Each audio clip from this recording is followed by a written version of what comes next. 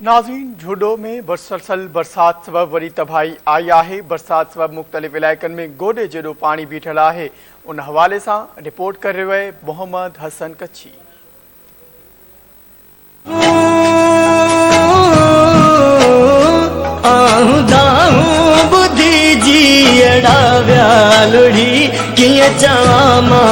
सिंध मौज मुर्के पई सिंध सुज के पई सिंध सुज के सुबह का वठी हेल ताईं जेका 7 कलाक खां मुसलसल घटि वधि बरसाति जारी आहे ऐं हींअर जेका शहर विच में गुज़रंदड़ पुराण नदी इहा बि जेका पलटी पई आहे ऐं पाणी शहर में दाख़िल थी वियो आहे।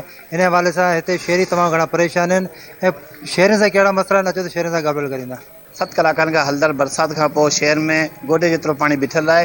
असांजी जेकी कुदरती निकास आहे, निकाल आहे पाणी जो, पुराण नदी ऐं LBOD ही तमामु हद दाख़िलनि जे करे ब्लॉक थियल आहिनि। कुदरती जेकी गुज़रगा पाणी जी आहे ब्लॉक आहिनि।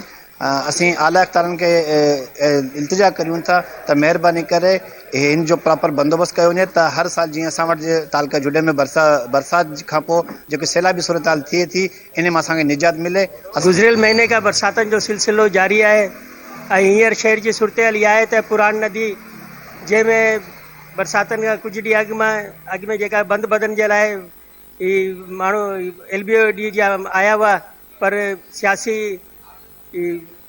सरपरस्ती जे करे हू बंदि उते न वधी सघिया, उन्हनि घरनि खे न टुराए सघिया, जंहिंजो हाणे रिज़ल्ट इहो निकिरे पियो त पुराण नदी जो पाणी जुडे शहर ॾांहुं वधे पियो। ऐं तव्हां ॾिसो पिया त गोॾे गोॾे जहिड़ो पाणी थी वियो आहे। ऐं इहे सिलसिलो जेकॾहिं शाम ताईं या सुभाणे ताईं बरक़रार रहंदो त घणी दुकाननि ऐं घरनि खे ॿोड़े छॾींदो।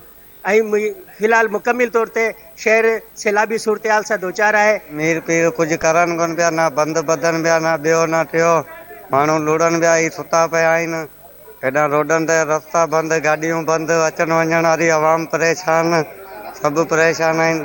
कारोबार बंदि थी विया, सब कुछ बंद कर दिया, गरीब मानू छा। ये आप हालात जुडो शहर के देख रहे हैं कि चारों तरफ अब जुडो शहर के अंदर भी पानी दाखिल हो चुका है और पुरान भी टूट चुका है पूरी तरह। वो हयात का जो भी पानी है जहाँ वहाँ से जो गारा पर गया था, वो सारा पानी जो है अब शहर के अंदर दाखिल हो रहा है और गरीब लोगों के अब कारोबार भी बंद हो चुके हैं, कोई इनकी मदद भी नहीं की जा रही। असल वक्त ये है उनको अपनी जिम्मेदारी अदा करने का, उनका हक अभी बनता है कि लोगों की मदद करें, लोगों को राशन पहुंचा के दें, लोगों को घरों से निकालें। इन वक्त जुडे शहर में बरसात हले पई ऐं पुराण ऐं सिम जो पाणी जेको जुडे में दाख़िल थी चुको आहे ऐं ड्रेन सिस्टम बिल्कुलु नाकारा बणियल आहे। जुडे इंतज़ाम जेको आहे अॻो निंड में आहे ऐं मुकमल तौर ते पाणी जेको आहे शहर में दाख़िल थी रहियो आहे। 2 फुट पाणी बाज़ार में फेंकी चुको आहे, लेकिन बरसाति थी हले पई।